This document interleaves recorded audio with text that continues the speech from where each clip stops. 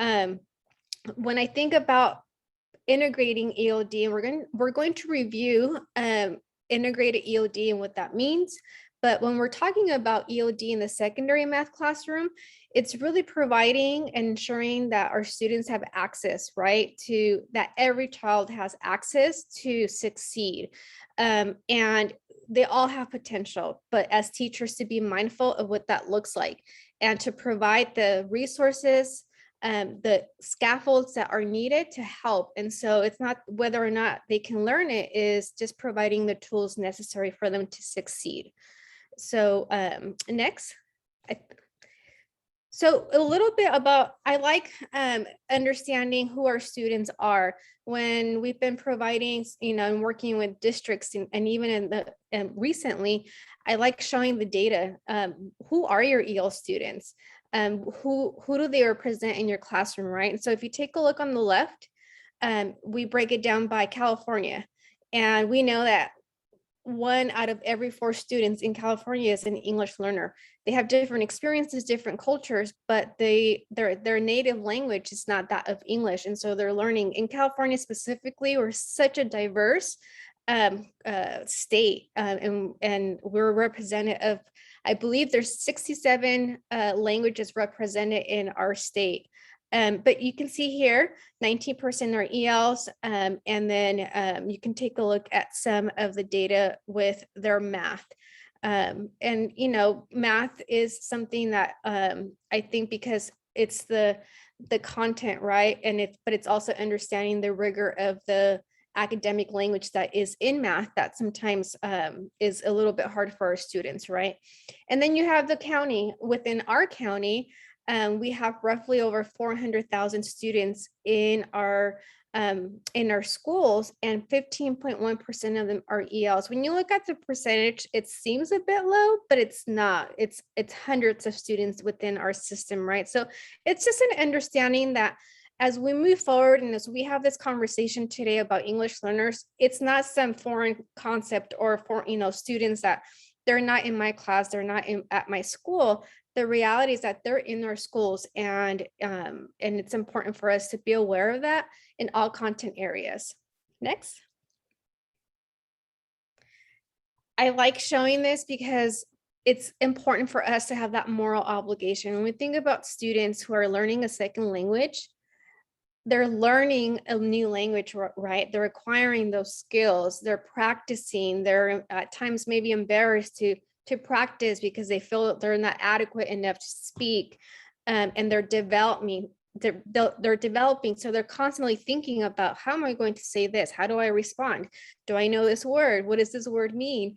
While at the same time learning content. So in the sphere of math, they're learning concepts in math while at the same time trying to figure out what the vocabulary is, what the word problems, the conversation, the instruction that the teacher is having. So they're learning. It's like having 2 loads. So think about how much information they're processing at the same time. So we can support with the language piece in the classrooms, that alleviates so they can really focus on that content area. Next. So the end goal, a little bit about how our what our goal is, our proficiency levels for our students. Typically, we would hope that a student within 6 years time, reclassifies, meaning that they're no longer considered an English learners. They'll still receive supports the following years, but they've reclassified. They've met the criteria by the state to be identified as a student who's reclassified. So there's different criteria that is different to the school district. So your district may vary from another, but obviously meeting their proficiency levels. If you want to go into the next slide, it'll help understand a little bit more of the proficiency levels. Oh, we're not there yet. We will get there. If you want to go back real quick, that would have been lesson learned. There we go. Thank you. So this is a nice simple graph and simple visual of the levels that we have: native language, their primary language. As they go through their years as an English learners, these are the proficiency levels. So you see emerging, expanding, and bridging. We're not going to go into depth, but basically emerging students, someone that is just recently learning how to is acquiring their English proficiency and is acquiring the ability to speak English and learn English and how it works. And then you go through the levels. Once again, within 6 years time, our hope is that our students reclassify. If they start with this from kinder, you would assume that they would be able to reclassify within by 6th grade. If they don't, someone was asking me this the other day, but what if they're in high school? So if they're in high school and they haven't been able to reclassify, they're considered a lifelong language learner, lifelong, an LTEL, meaning that they have, for different reasons, right? Every child is different. They just haven't had the skills necessary and the understanding necessary to be able to reclassify. And so they struggle with their English proficiency. Or in secondary, they could be new to the country, and so they're just recently identified as an English learner, and that happens as well. So keeping in mind at the secondary, if you have an English learners, what's their story? And we're going to go into that a little bit more about understanding your students. If at any time, I know I'm going through how ELD, our ELD standards works. If you have questions, then we can stop and answer. I see here there are different ways to help ELs that are at different levels. Yes, even within today, as we talk about sentence frames, we didn't put the specifics of it, but that is something that those are resources that we can provide if you are interested in understanding the differences of how to support at different levels. But yes, you're gradually releasing, right, the supports to have students immerse into the classroom, into the conversations, into their content. And so there are different ways to support. And yes, we're not going to go into depth with that today, but that's something that we can definitely bring in different in one of the other series. But thank you. So here we have, and I like this one. It's an updated one that we got from Melanie. And we have very similar, but I like this one specifically because it addresses the ELD standards and its components. So if you take a look at this graph, you see in the middle, you see the standards. And for an English learner, in order for them to have access and the ability to have access to content, they have to acquire their English skills. Oftentimes our students that are in our schools starting at kinder that aren't native, don't have a native language, we know that in K through 3rd grade, they're learning how to read. So they're acquiring those foundational skills at that time. But our English learners, for different reasons, are acquiring those skills as well as acquiring the content, right? And so when you look to the left, in the middle, we're not going to, it's very small so you can't see, but basically our standards are divided into 3 parts. And one of the parts is specifically related to their designated time that they're working on how English works. And so it's very specific to their language development, where the other 2 parts, and the parts that will make sense to you as a teacher in the classroom, is one of the sections, interacting in meaningful ways. So how do I use my language to interact effectively with others? What does that look like? And then the third one is the use of English. What's my purpose? What am I doing? Am I comparing and contrasting? Am I describing? So understanding the purpose of what it is that they're discussing. So today we're going to focus on interacting in meaningful ways. That means interacting with others or in the classroom setting. Okay, next. Yes, I like it too. The infographic. Melanie actually just recently got it, and I'm like, this is great. So I don't know, I believe there's a link to it. So well, that one takes us to the framework. This one came from this one came from a discussion about implementing. So this was new to me too. So okay, perfect. I'm like, no, I love this one because the one that we have doesn't have the specific breakdown in the middle. But this is a great one. We brought in, I know you guys are going through your draft of your mathematical or mathematics framework. But there is what I find fascinating and very encouraging within the sphere of working with multilingual students, not just English learners. There has been such a shift to promote language and to see language as an asset. And so you may hear that often, and it's that culturally responsive, right? Teaching and what that looks like.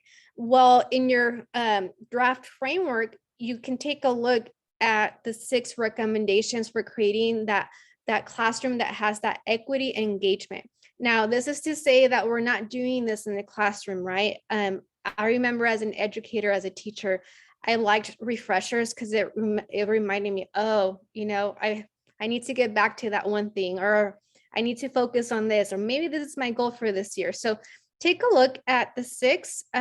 It's not anything that is completely new, right? It's working within your classroom to provide classes and times that are engaging. The one that is at the forefront with this culturally responsive that we work with schools as well, it's take an asset approach and recognizing multilingual as a power. Oftentimes we see language learners, and because they're acquiring a skill, meaning that they're developing, so they are learning, we see that as a deficit at times. Well, they don't have the language, and so they're going to struggle. They don't have the language, and so they're in deficit. But the reality is that our students, all our students, including ourselves, we bring many assets to school. We bring many assets. And so it's tapping into those assets of your multilingual students. They have language. It may not, it's in their native language, but they have language and they're trying to transfer as much as they can. They have cultural backgrounds. They have identity. And so once again, that piece to me really stood out as seeing multilingualism as a power, meaning as an asset. So keeping that in mind as you go, yes, they know things, and providing that space in the classroom to get to know those assets within students, right? So going into the next slide. So think about this. And here's some 2 questions, because as you look through, once again, right, it's not that we're not doing these things, we are, but there's always, as an educator, still to this day, there's always room for growth, right? Because our students are changing with the times, so we're trying to catch up and change and be with our times with our students, right? So think about these 6. And here are some prompts to consider. Of these recommendations, which one do you feel comfortable with? Which one is like, yes, I'm doing that. I see it working in my classroom. I feel really good about that. And then think about the 6 and think, you know what, this is one that I would like to focus on and learn more about in this, learn more about. So out of the 6. So think about that. Melanie, are we putting them out into groups? yes. So we are going to put you out into a quick breakout room. I think this is important because this is the why. This is your foundation in supporting your students, all your students that are very culturally diverse, right? And so think about this in terms of math and the connection between both. So Melanie's going to quickly go over the directions for putting you into a group to have some dialogue and talk about this. All right. So we're going to be in groups of 2 or 3-ish. I know some people are in different areas of transition from home to school and all that stuff. So 2 to 3-ish. And when you get into your groups, please introduce yourselves, where you're from, what you're teaching, and then let's start talking and just processing. This has been a lot of information. So I'm going to give us 5 minutes in there to just kind of like, this is a lot of stuff. So as you're going through it, you have access to it on the PowerPoint, or it's not PowerPoint, on the slides, so that you can look at it and you can read through it. We're on slide 22. Just the opportunity to just process. Okay. All right. So I'm going to send us in. Make sure that you introduce yourselves. You got 5 minutes, and I'm going to open up the rooms.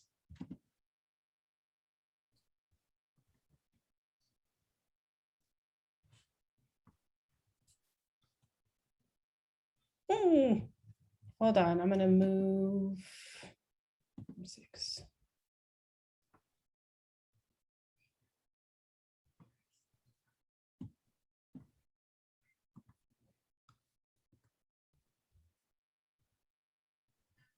Oh, hey, Roger. I see that you're driving, so I'm gonna push you into a room, but it's all good. Hello, It's can you all hear me? I can. All right, I'm trying to figure out Apple CarPlay. All right, well, you know what? You need to be safe, all right? That's Yeah, that's number one.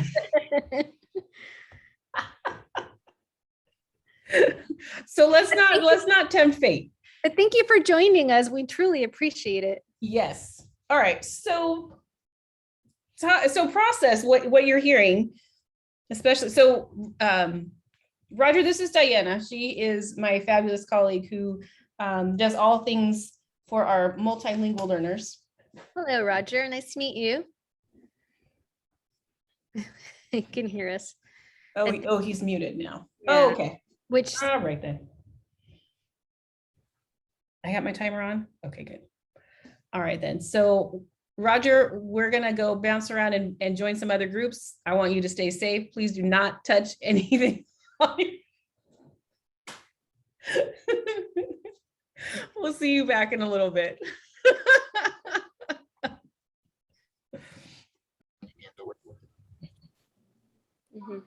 Hi, Melanie. Need something? No, I'm just confident. I'm eavesdropping, ear hustling, if you will. Well, good thing you popped in after me because it was a lot of droning. So we'll go to Tyrese or Sneha. Well, I can make mine really fast. I really enjoy connecting math concepts to real life situations. I am usually working with high school students. And so that's just so important for them because oftentimes by the time they get to us, they've lost that passion or even the thought that they can learn math. And so once we start connecting it to real life situations or events, it becomes more realistic to them, but also comparing it to the ability to learn like a language or the ability to learn something else that's really concrete. You learn the steps, you master the steps, you can be good at it. And so that's one of the things that I love working with. Yeah, thank you, Jeffrey and Tyrese. I've taught English for 6 years and I've taught ELD for 2 years.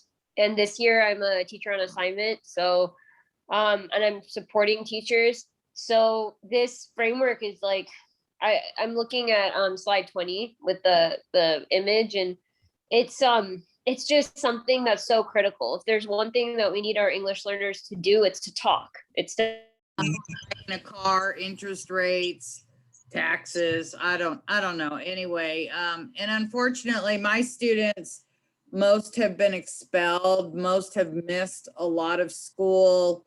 They've gotten in a lot of trouble. Their families tend to move around a lot. Anyway, so most of my students are at a very low level in math.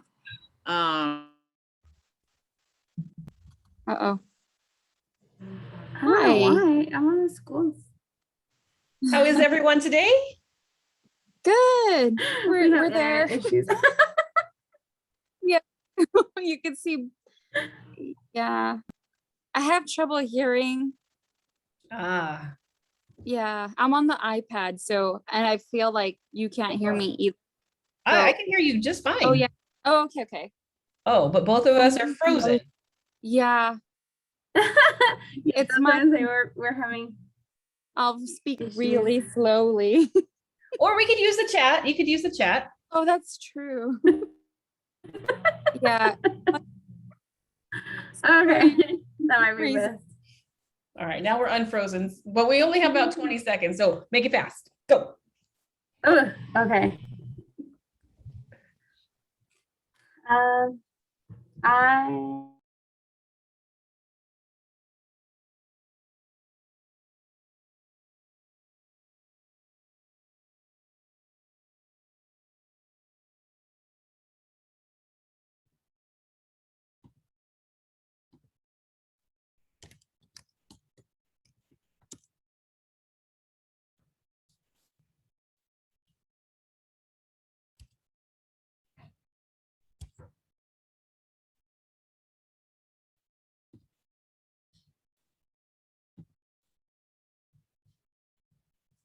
It's so quiet. All right, closing the rooms.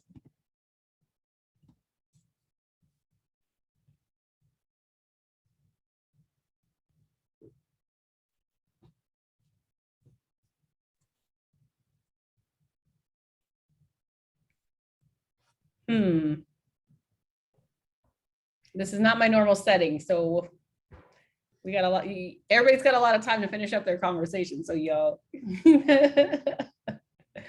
lucky today. I'm staying muted, Melanie, because I don't know how much the car noise comes through. Yeah, no worries. That's what I figured. Although I don't hear anything, but you know, be safe, please, please.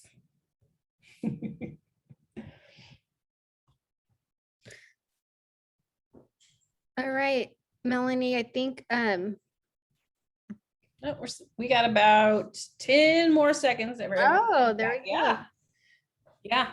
Oh, I think everybody's back now. I think. All right, there it goes. There it goes. Okay. I'm gonna make that a little bit shorter. There we go. All right. All right. All right. Okay. Some good conversations once we got through the logistics of connectivity that I got to hear. All right. Okay. All right, so I hope you had some time, quick time to discuss. We want to quickly review integrated ELD. This is a part that that is relevant. All pieces are, but this is a part that is relevant to your content in terms of integrating ELD and discussing what does that mean when what does it mean to have integrated ELD? What does that look like? Next. So a quick overview of designated versus integrated ELD. So these are two different times where designated, you may hear of time where students are working specifically with their language development. And it may look different for different schools, different districts in terms of how that looks like and where it happens. But it's a specific protected time. So state law and policy is that students need this protected time, our English learners, on a daily basis. And so they're really focusing on those ELD standards to help support the content instruction. And so it's very specific to language development. Whereas integrated, it's not just the teacher teaching ELD. Integrated it's all teachers. So for secondary, it's not just the ELD teacher, it's all teachers supporting students in their content areas. So it's supporting with the ELD standards and then what that looks like across with the different contents. And so really what that is, it's not so much that you're explicitly teaching as in designated, but your focus on making your classroom activities engaging, like we're talking about, so that the students have opportunities to speak in class and practice their language and also write as well. So just a quick little explanation. some key things and features that you should look for and keep in mind as you're integrating ELD, ensuring that it's interactive and engaging, even math, even with the new, not new, but with the medical practices, that it's about the conversation and hearing different perspectives, right? So I'm not going to read over, but just take a quick look at what integrated ELD means, because this is what it means to you, and this is in ways that you can apply it into the classroom.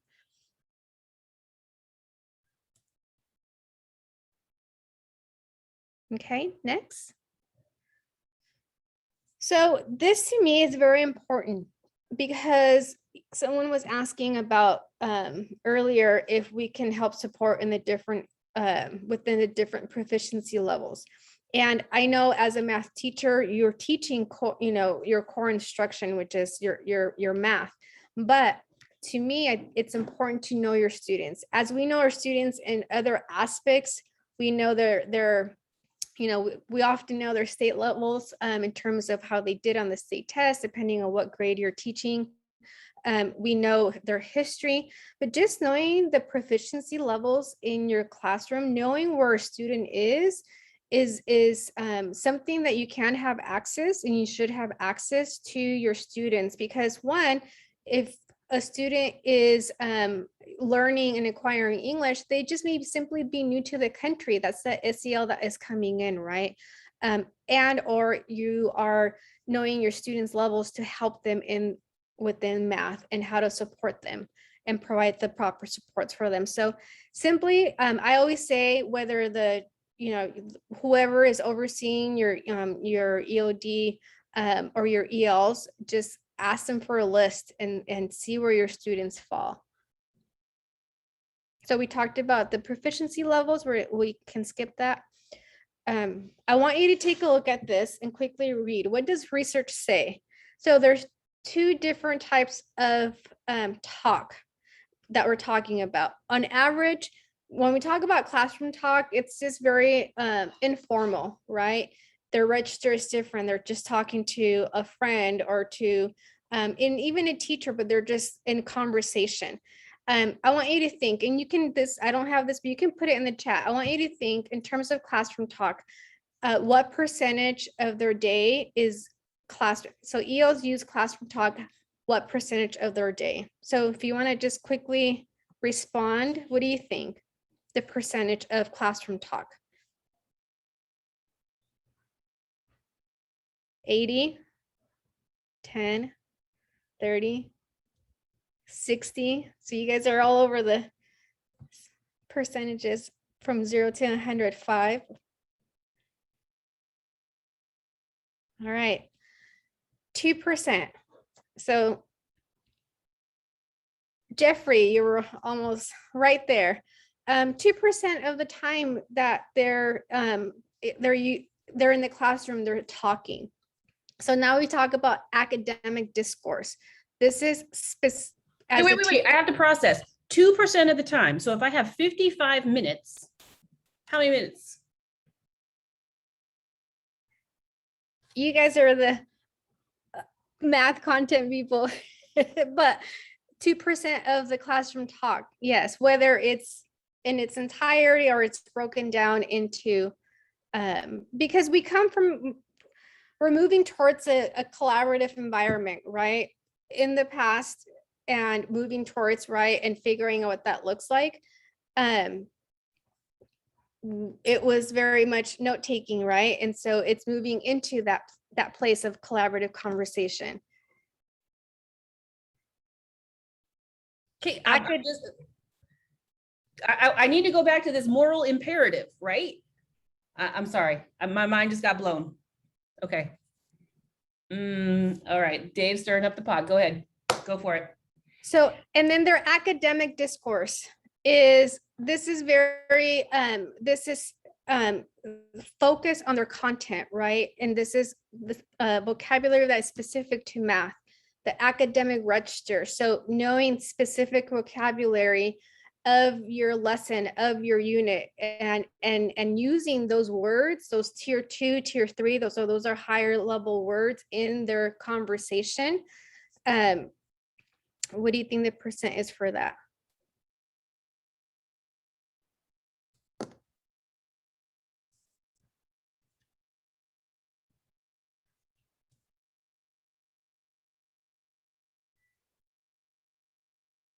So that's at 6%.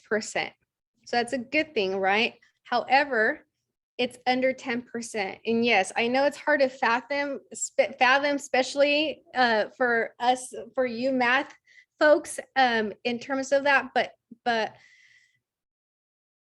we assume that students are receiving their language in a different classroom. And so when they come and they're learning the content, but just keep in mind that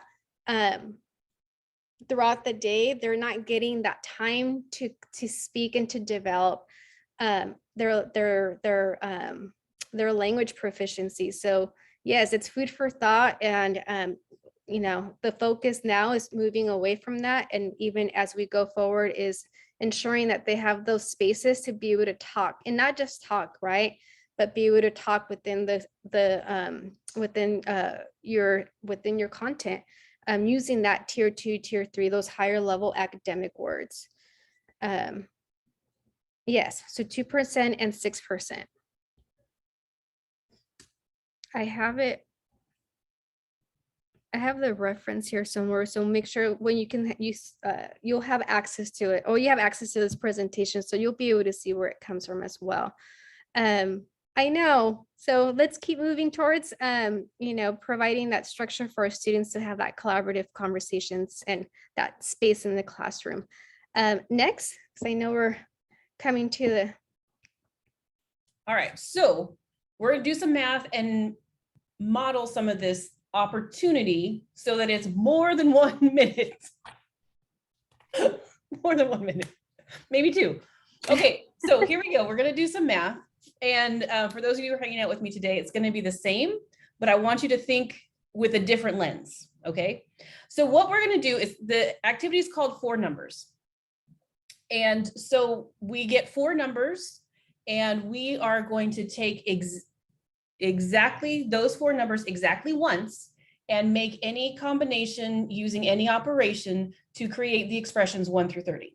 Okay, so in my example, I have 3, 4, 4, and 1. If you'll see down here at the bottom. So I grouped 3 and 4, and I subtracted 4 and then added 4 to get 4. So that expression totaled 4. Then I regrouped them, and I did the quantity of 4 times 4 divided by the quantity of 3 minus 1 to get 8. So I have 2 expressions totaling 2 different numbers. Does that make sense? Okay, so now what I would like for us to do is we're gonna make our own. So if you will, please give me, let's make this a little bit smaller so I can fit them all in. All right, I need some numbers. I need some numbers. So you can say it out loud. Natasha gives me a 7. Give me another number. I need 3 more. I got a 4, an 8. Sorry, between 1 and 9. I apologize. I didn't say that. Sorry, Karen. I'm gonna take the 2. My bad. I didn't say that. Oh, Roger had said 5, but sorry, he already Oh, I didn't hear you, Roger. Oh, okay. Here we go. So we got 4 numbers. And so what we're gonna do is I'm gonna give you 3 minutes of independent think time. Did I say 3 or did I say 2? Oh, I only gave you 2. Never mind. You have 2 minutes of think time. So I want you to play with this, see what you can come up with. Okay, I know it's not enough time, but it's just a start. All right, here we go. What are the 4 numbers? What are the 4 numbers, please? 7, 4, 8, and 2. They don't need to stay in that order, but you need to use them exactly once. And we want to, our answer, we want it to be every number between 1 through 30, correct? Yep. So how many different expressions can you write? Oh, man. Yeah. All right, I'm starting the timer. Here we go.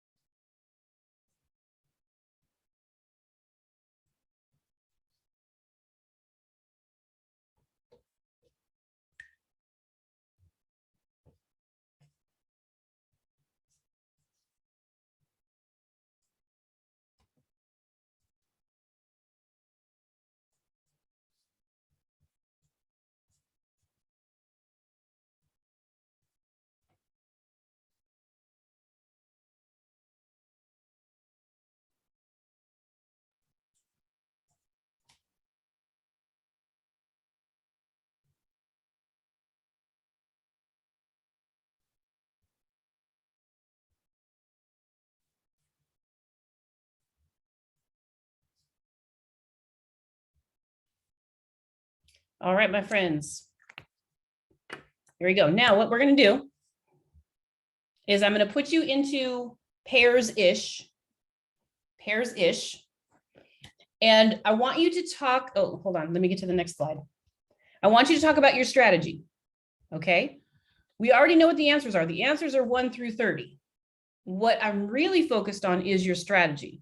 And I want you to use some sentence frames, okay? You may use the ones that are listed in the orange box.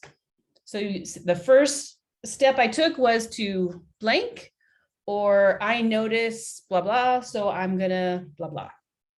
Or my strategy was, okay? So I'm going to put you guys into your breakout rooms and make sure that you introduce yourself first, right? Because especially when we're talking about our secondary kids, they don't know each other and they're not going to ask. So I need to make sure that I explicitly say, introduce each other. I could give you a more formal situation, but we're adults today and that's not the focus. But make sure that you do introduce yourself. And we're gonna go for it. All right, so I'm gonna open up the rooms. We have 4 minutes to talk about strategy. So you have 4-ish people, or excuse me, 2-ish people in your rooms. You might have some people who are driving or transitioning, so that might be what's happening in your group. Okay. All right, 4 minutes. Go for it.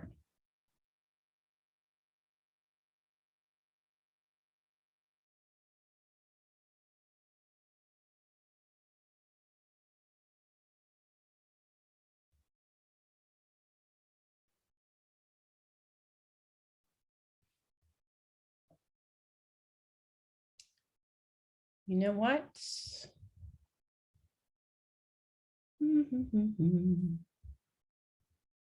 How are you, Diana, not going?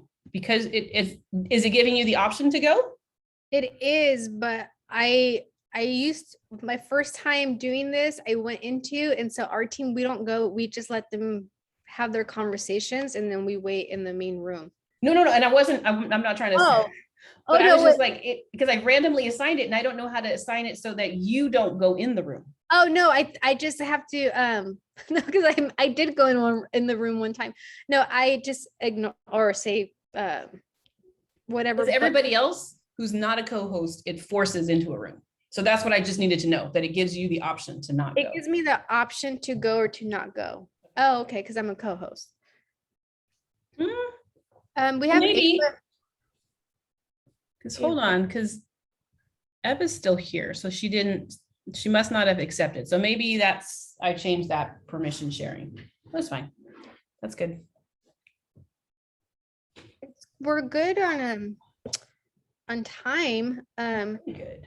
But we're going at a good pace, so maybe we can just kind of see how we only have 30 minutes, well, about 30 minutes, but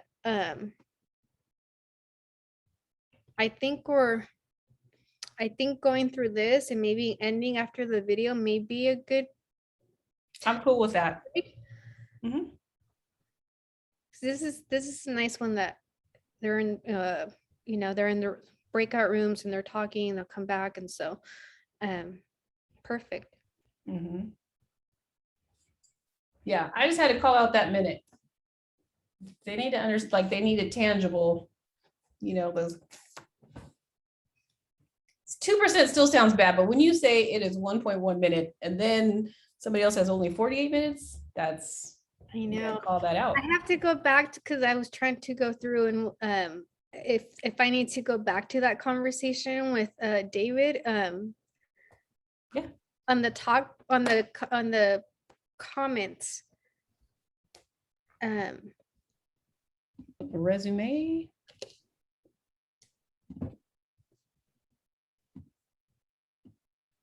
Welcome back. Yay, everybody's back. Fantastic. Okay, so hopefully you had some good conversations. Hopefully there weren't too many technical issues in trying to connect. So what I'd like for you to do now is I want you to take what you've heard from your group, any questions that they asked, and I want you to work for 3 more minutes, okay? I'm going to give us 3 more minutes of independent think time. Go ahead and process. Are there any questions? Any questions that might have arisen out of your conversations?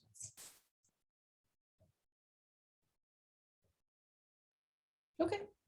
All right, carry on. 3 minutes.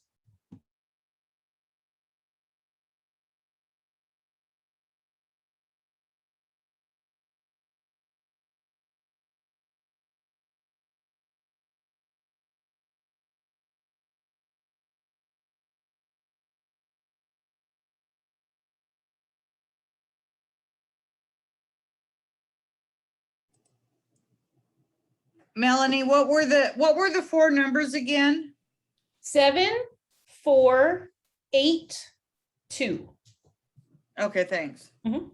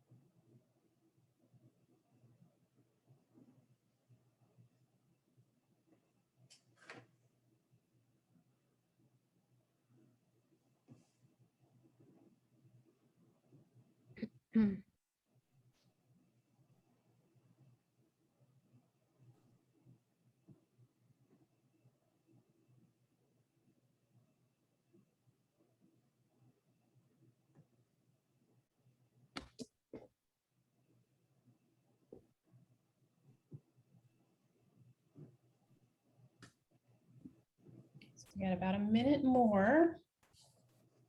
Welcome, Martha. We're glad you could join us. We're working, so we'll come back in a little bit. Hi, Martha.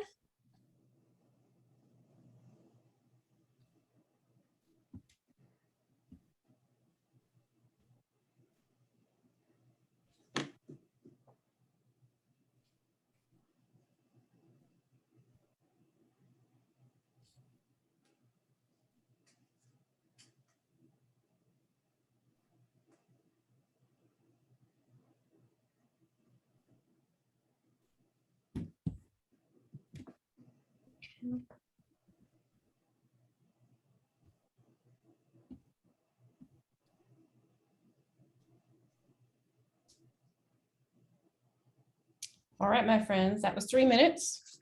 3 minutes, right? Time flies when you're having fun, huh? All right, so now what we're gonna do is we're gonna go back into pairs-ish again, right? So it's this idea of that math language routine of stronger and clearer. So we're starting out and we're gonna share out and we're gonna get a little bit stronger. We're gonna get a little bit clearer each time. So we're gonna go not ask for more clarification, but share some more about strategies. And I might go and talk, I'm gonna go talk in Jeff's group. I'm gonna say, well, the strategy that Diana was using was this. So I tried it and I got this, right? Or we could use some other sentence frames like my partner shared this. I started to, but then I did this. Or I started to, and then I did this, right? So just a variety of ways to structure our conversation. Again, we don't want the answers because we already know what the answers are, but let's work on what the strategies are, okay? So I'm gonna give us 3 minutes in your pairs-ish. Please make sure that you've introduced yourself and I'll see you in 3 minutes.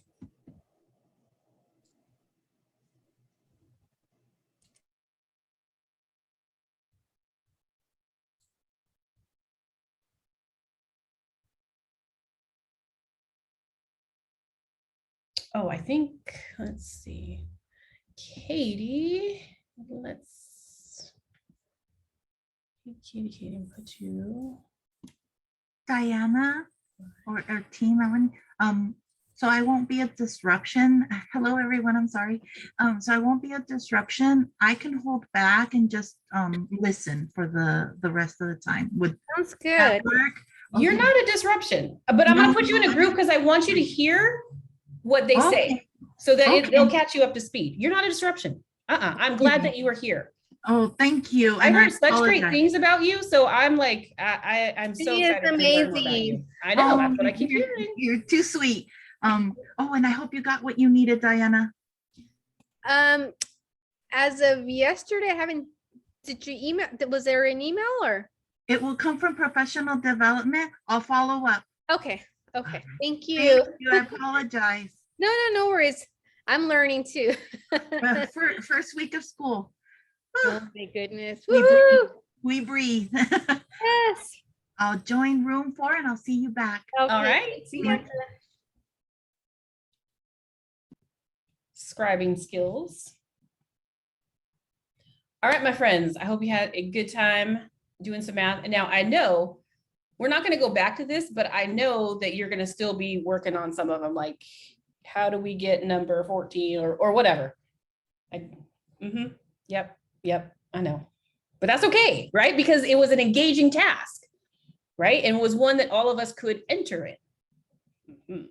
Okay, so let's process this. What standards for math practice did we engage in today with this one? What we got? I would say number 1 for sure. All right, talk to me about that one. Why 1? So as I'm reading is making sense of the problems and persevere in solving them. And I think that the key word there is going to be persevere, because you're given a set of numbers. There's different mathematical operations, and now it's persevering, guess and check to try to figure out what would those answers be. Right. And that's something that we're concerned about with our students, right? They don't have the stamina to be able to do something, right? But this helps address that. Lovely. Thank you. All right. So I see a couple of 3s. Somebody want to defend 3? So strategic.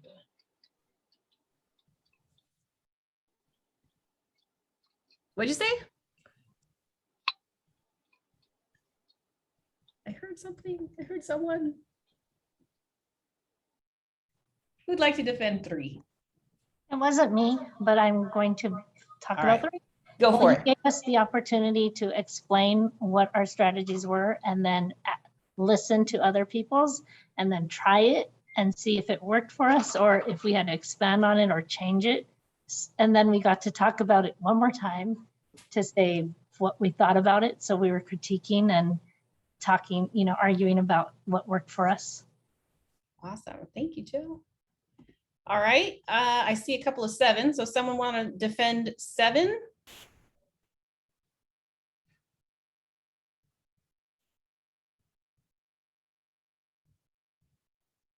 I picked 7 because when I was doing mine, I was kind of like seeing that like 8, 4, and 2 were all even numbers. And then I started doing like division of each one and just trying to find like, I guess, that use of structure in the even numbers to produce other numbers.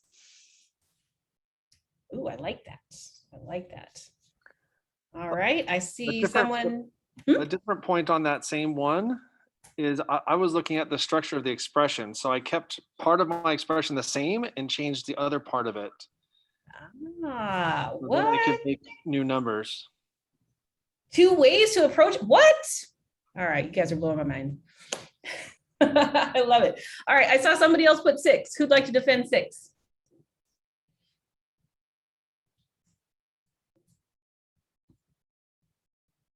Who wrote 6?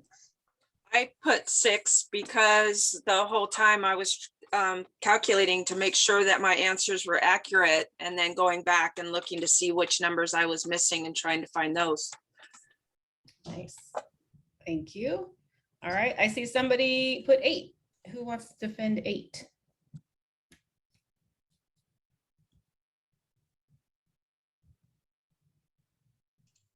I'll say that I put down 2, 7, and 8, and of 8. I was thinking of when we were discussing it. It was the reasoning of, I'm going to try addition strategies, which are a strength of mine. And I'm going to repeat that over and over and over again until it doesn't work anymore. And then I'm going to try subtraction strategy. And then I'm going to repeat that over and over. Similar to what Dave was saying about making use of structure, but keeping the expression the same and changing other parts. Yeah. Just stuck with it and repeated it as long as it was working until it didn't work alone anymore, and then added a new strategy. Mm-hmm. I love it. I'm curious, right? So I think we can make cases for 2 and 5 as well, but I want to keep us moving. How many of us started out with just, let me just take these numbers and just play with them? Didn't really start with a strategy until something kind of came out. Yeah. Right, until something came out. Or how many of us started with, I numbered them 1 through 30 and then tried to get 1 and then try to get 2? Did anyone? Yeah. I love it. Like there's like 2 approaches. Did anyone have a different one that I haven't thought of? Because yeah, what you got, Natasha? My goal was to use parentheses, see what I can get from isolating 2 numbers. Ooh, now there's one I hadn't thought about. I like it. I like it. Right. And so I love having these conversations because people come up with all kinds of things, right? And the more opportunities that we have to collaborate with one another, the more opportunities our kids have to collaborate with one another, the more richer the mathematical experience is, right? And so you elevate the thinking in the room, and we're building agency, like the I can do itness of kids, especially now, and we're trying to figure out, like, how do we do school again with all these bodies in the room? I love it. Yes. And yes, being very intentional. So I would pose to you, in having, we're debriefing because we're teachers, but I would say even debrief with your students about what standards for math practice did we use, right? Because we want to teach them how to think like a mathematician. So these are the 8 practices, right? You have your content standards, ASSE, one or whatever. They know those standards, but do they also know the standards for math practice and why we do it, right? Okay, there we go. So now let's continue to, let's continue to brief. What other ideas? Oh yeah. I like it. So what other ideas did we hear or see? Oops, I'm looking at the wrong one. Content that we talked about. What content came out of those?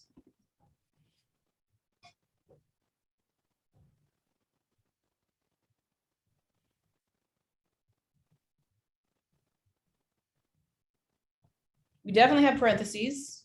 Yeah, we're grouping. What else?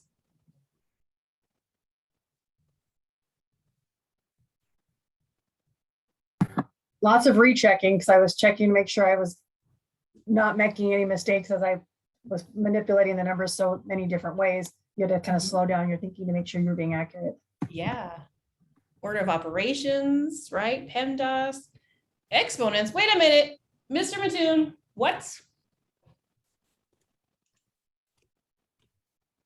Talk to me about that. Exponents. Well, we tried to be honest and not create our own exponents. We tried to use one of the 4 numbers as an exponent. Oh. I thought you were going to be more freaked out over the whole factorial business. I'm reading left to right. You just wait. I'm getting there. Right. So hold on. Let's go back to the exponents one. Right. So if I took, because we had a 2, right? Yes, we had a 2. So is that negotiable? Is that an operation? Is that legal for us to be able to do? Yes, do we agree? Okay, all right. Dave got in with that exponent business. And then this, what F word did you just say? It wasn't fractions. I didn't use the F word, but you could do those too. Oh, right. So now we have this conversation. Now, again, if I'm teaching 6th grade, I might not be talking about a factorial. We had a discussion this morning on is factorial an operation and does it include all the other numbers, right? I just said operations. So again, we can negotiate, and it depends on the level of your students on where you're going to take it. If I take the square root, does that apply? Or do I have to use the right index number? So again, if I were to do this with my IM3 class, do I need to have the 3 to take the cube root? All kinds of things that we can talk about, right? Again, I love it. I love it. I love it. We're going to negotiate. Now, me as the teacher, do I care? No. But did I tell you what to use? No. Right? Because I'm trying to elevate and bring out your thinking and give you those opportunities, because when it comes from the kids, they made it and it wasn't me. We already talked about those things, right? So they're drawing on their funds of knowledge, right? Because they come with knowledge. They have lots of knowledge. And how do I get to use it and apply it? And then when somebody says factorial, like, oh, right. And it leaves like, then I need to go write some more stuff down, right? Give me some more possibilities. I love it. All right, so now let's talk about the language supports. Talk to me about the language supports.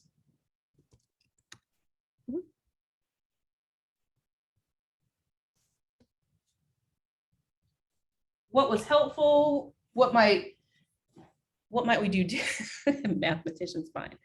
Talk to me about those. Yeah. So in virtual land, I got to have them at point of use, which was as close as I was going to get, is that slide, right? To help frame our conversation and structure it so it doesn't go, what are we supposed to do? Oh no, what are you supposed to do, right? What else? Melanie, can you go back to slide 31, because you did provide some built-in support there that they can refer to. Mm-hmm.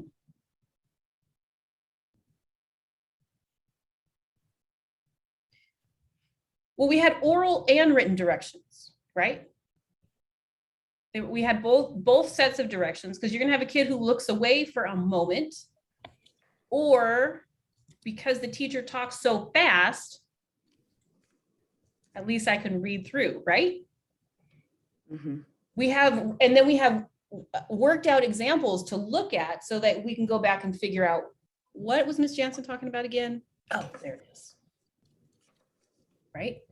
So having that visual support, exactly. A number line. Okay, we talked about that as an extension, Dave. Well, we can go back there. We go there later. What else? I love it.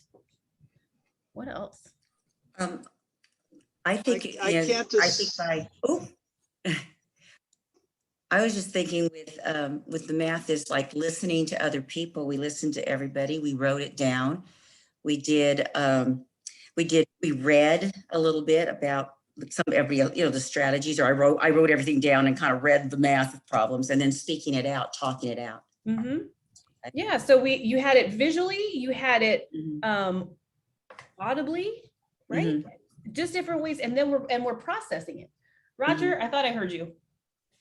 Yeah, I was just going to say, I can't assume they know the vocabulary, even as something as what we would think simple as a factor. Right. So we're building that in. They might not know how to definitely order of operations. I just can't make any assumptions, especially with my SDC kids. Right. So we give them, so that's a great transition. Thank you, Roger. I planted him, made him say that at this moment. So let's talk about the teacher moves. What teacher moves did you experience, did you notice in going through this activity? Definitely, Jill, an opportunity to speak with our classmates. Mm-hmm. We're doing a stronger and clearer strategy, right? We're getting better. A chance to give them the opportunity, like the need for the vocabulary. And if I don't know it, then I'm going to be in a pair over here with Jill, and Jill's going to help me out, right? Because Jill remembered the word, but I was like, that thing when you put them together, masa, right? And she'll give me that other word that I needed. Or if we didn't get it, we can come back later, right? It was visual, a chance. Yep, and we did it twice, right? Yeah, we did it. That little number at the top right. Okay, and so then Martha's going to help me out. You remember those are exponents. Oh yeah, I remember. We learned that a long time ago. But I knew what to do with it. I just didn't remember that word. Now I have a reason for that word. Yeah. What else?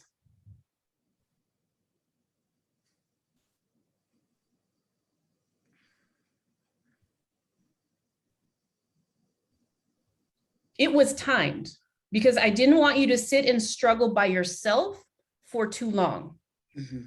Okay. And that was very intentional, but I wanted you to have a chance to figure out what the heck is going on by yourself first, instead of too much talking, too much at you at the moment. Like, I just need some silence to process, and then let me go and talk and let me check. Maybe let me check with Eduardo.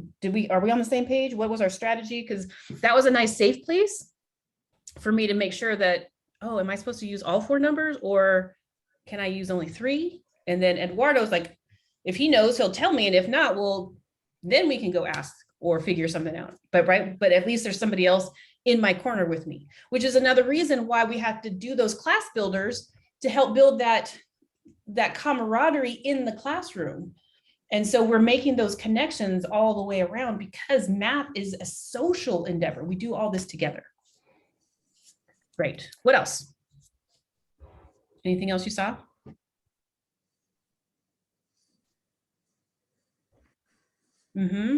Yes. Yes. I like that, Dave. You could think in your first language. I love that. Right. And when we talked about, right, multilingualism is an asset. I love that. And then that it takes time to kind of process back over into the other language. Oh, that's great. Yeah. What else? How about the sentence frames for our non-English learners, our EOs, our English only? I wasn't sure if sentence frames went with language support and teacher moves, or is it just one or the other? I say both, right? Because as a teacher, I had to give them to you and be explicit about them, right? And so sometimes I'll be honest, I forget to give them. And then I'm like, oh, I want you to say it this way, right? And so the more we get into the routine of doing it, or if I have them posted, so I'm like, okay, we're going to use this set of sentence frames right now. Or if I need you to be very specific about the task we're doing, then I'm going to incorporate it on the board or on my slide or wherever, so that we have that same commonality to help structure my language and keep it focused. Yeah. And I just want to add really quickly to that conversation, or to this conversation, it's being intentional, right? And we're talking about, as we're coming back, being intentional about what we do, and these teacher moves, routines and strategies, you're being intentional. And really quickly, you pointed out that productive struggle and think time. Melanie gave you guys some think time to process, and we forget that think time because we're just like in a go, right? Especially from one class to the next, we want to get that information out. But that think time, our English learners need it. They need the time to process what is being asked of them, how they're going to process their language, how they're going to, write it down, how they're going to express. So it's easier said than done. I'm guilty of that too. When I ask a question, I want to help right away, right? So keeping those in mind, but this is great. I love it. I love it, right? And it helps us, like Dave was saying, helps us point out and focus what's the most important part of this lesson that I need to get out of, right? It helps give me clarity on what is my ultimate goal. So,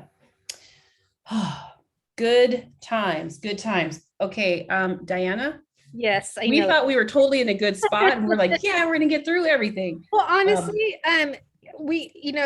the next 2 sections was what you just did. And you can take a look at it for reference. There's some sentence frames. We were going to talk about it, you're very versed in some of these routines. I can tell, right? Because you have them right here on the right.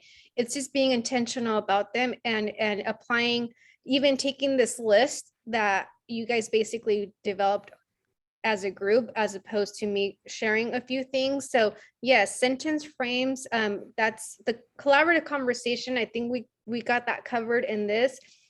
Not just in this classroom builder, but in that time when you're providing instruction and when students are working independently, it's okay for them to work in these groups, right? And provide those structures. So the sentence frames, if you just want to go to that slide on the sentence frames, I think just examples. So these are some examples. And then on the following slide, someone was asking, what does it look like between the different proficiency levels? You can tweak and change these to fit the need of your lesson, but it's a frame, it's a guide for our students to help them be successful in those conversations. So, right, we just don't want our students to talk. We want them to be productive in their conversations. And so sentence frames is a good way to help an English learner organize and read out their response. And then they can add other pieces too. So like David brought up, he pretty much, you should be teaching this course, David. You're great with your responses. Yes, it's the frame. What's the end goal, right? With our students, what do we want them to learn? And how do we support their sentence frames to help that learning?